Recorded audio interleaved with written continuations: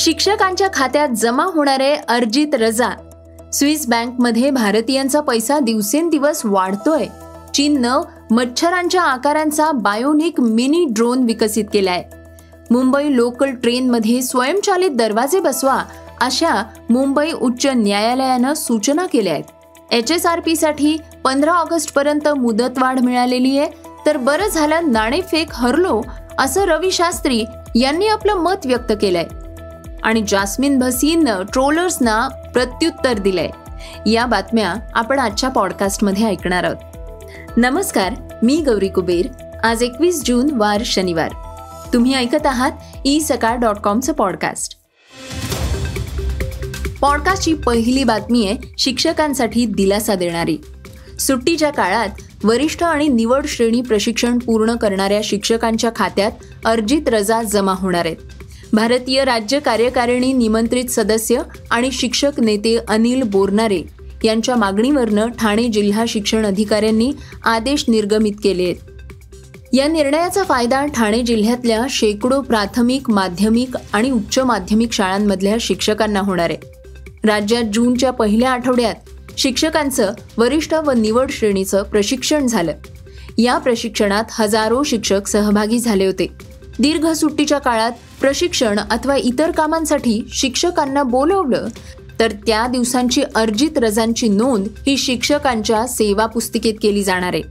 अनेक ठिकाणी अशा नोंदी केल्या जात नसल्याच्या तक्रारी अनिल बोरनारे यांच्याकडे शिक्षकांनी केल्या होत्या. यावर बोरनारे यांनी शिक्षण उपसंचालकांना निवेदन देऊन शिक्षकांना अर्जित रजा मिळावी आणि तशा नोंदी करण्यात याव्यात अशी मागणी केली होती.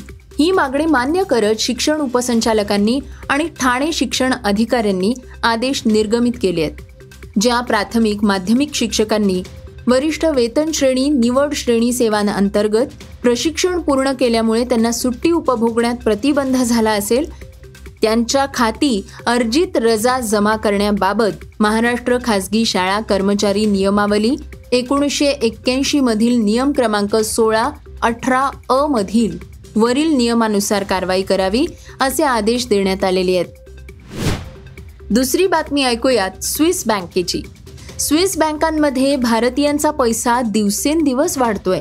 ताज्या आकडेवारीनुसार 2024 मध्ये स्विस बँकांमध्ये ठेवलेल्या भारतीयांची संपत्ती तिप्पट होऊन 3.5 अब्ज स्विस फ्रँक म्हणजेच सुमारे 37,600 कोटी रुपये होईल. स्थानिक शाखा आणि इतर वित्तीय संस्थांमध्ये ठेवलेल्या निधीत वाढ झाल्यामुळे या ठेवींमध्ये वाढ झालेली आहे. ही माहिती स्वित्झर्लंडच्या सेंट्रल बँकेच्या वार्षिक आकडेवारीवरून मिळालेली आहे. भारतीयांच्या ग्राहकांच्या खात्यांमधील ठेवी या केवळ 11% वाढून 346 दशलक्ष स्विस फ्रँक्स झालेल्या आहेत. 1 आहेत. यापूर्वी 2023 मध्ये भारतीय व्यक्ती आणि कंपन्यांनी स्विस बँकांमध्ये जमा केलेल्या रकमेत 70% घट झाली. ती 1.04 अब्ज स्विस फ्रँक या 4 वर्षांच्या निच्चांकी पातळीवर आली. यामध्ये स्थानिक शाखा आणि इतर वित्तीय संस्थांद्वारे ठेवलेल्या ठेवींचा समावेश आहे. गेल्या वर्षीच्या ठेवी 2021 नंतरच्या सर्वाधिक आहेत. त्यावेळी स्विस बँकांमध्ये भारतीयांच्या ठेवी 14 वर्षांच्या उच्चांकी 3.83 अब्ज स्विस फ्रँकवर पोचल्या होत्या. हे बँकांकडनं स्विस नॅशनल बँकेला मिळालेले अधिकृत आकडे आहेत.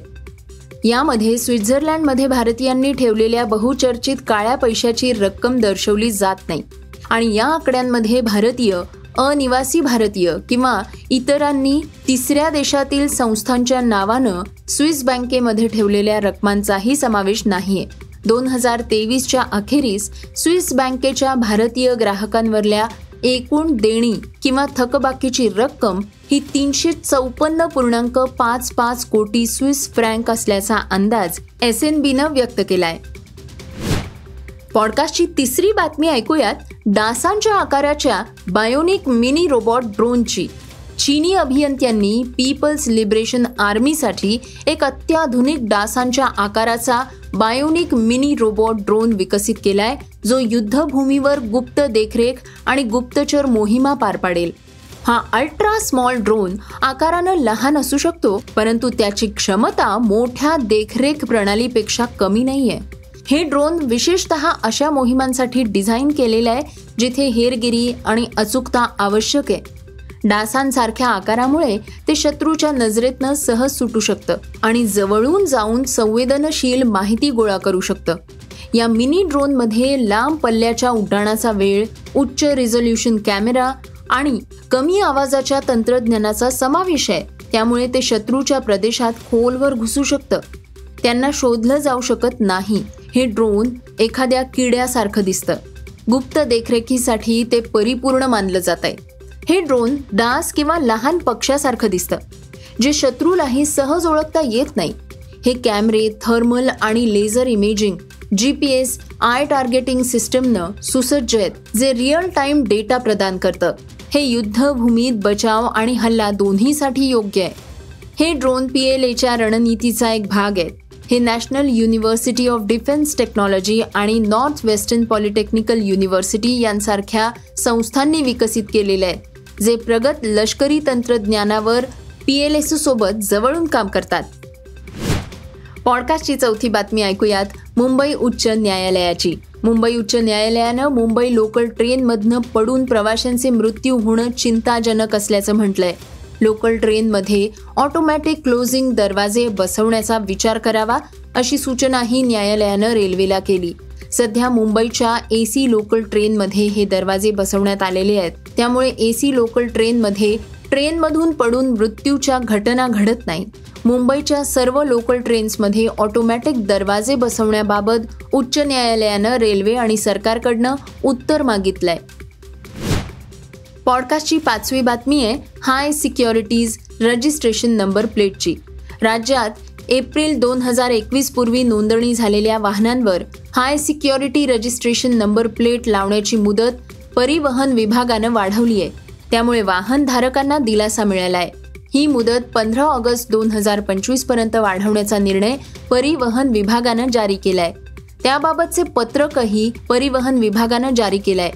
HSRP साठी RTOनं तिसऱ्यांदा आणि शेवटची मुदतवाढ दिलेली आहे. त्यानंतर वायू वेग पथकामार्फत दंडात्मक कारवाई करण्यात येणार असल्याचंही सांगितलंय. पॉडकास्टची सहावी बातमी आहे क्रीडा विश्वातनं.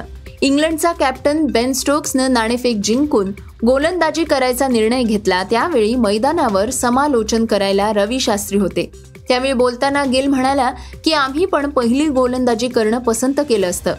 पहिलं सत्र संपल्यानंतर शास्त्री यांनी शुभमन गिलला सांगितलं की बरं झालं नाणेफेक हरलास. या खेळपट्टीवर प्रथम फलंदाजी करायलाच हवी. रवी शास्त्री आणि सुनील गावस्कर यांचं असं म्हणणं होतं की पहिल्या 2 दिवसांच्या हवामानाचा अंदाज बघता पहिली फलंदाजी करायला हवी आहे. लीड्स कसोटी सामन्याच्या पहिल्या दिवशी भारतीय फलंदाजांनी गावस्कर शास्त्रीचा अंदाज बरोबर ठरवलाय. पॉडकास्टची शेवटची बातमी ऐकूया टेलिव्हिजन अभिनेत्री जास्मिन भसीनची. सोशल मीडियावर सक्रिय असणाऱ्या जास्मिननं अलीकडेच एक व्हिडिओ शेअर केलाय. त्यानंतर ती चर्चेचा विषय ठरली आहे. काही नेटकऱ्यांनी तिच्या लुकबाबत प्रश्न उपस्थित करत तिच्यावर लिप सर्जरी केल्याचा आरोप केलाय.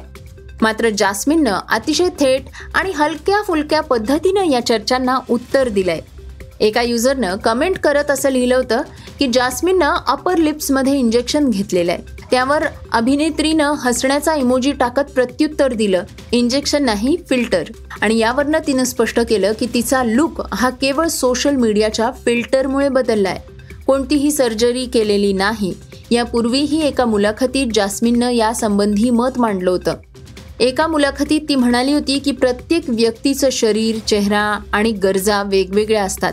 जर कुणाला काही करायचं असेल तर त्याला मोकळीक असावी. माझ्यावरही असा चर्चांचा प्रभाव पडला होता, पण मी कोणतीही लिप सर्जरी केली नाही. हे होतं isakal.comचं पॉडकास्ट, अर्थात सकाळचं podcast.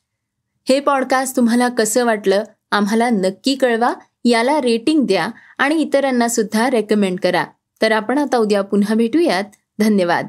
Script and research Vrushal Karmarkar.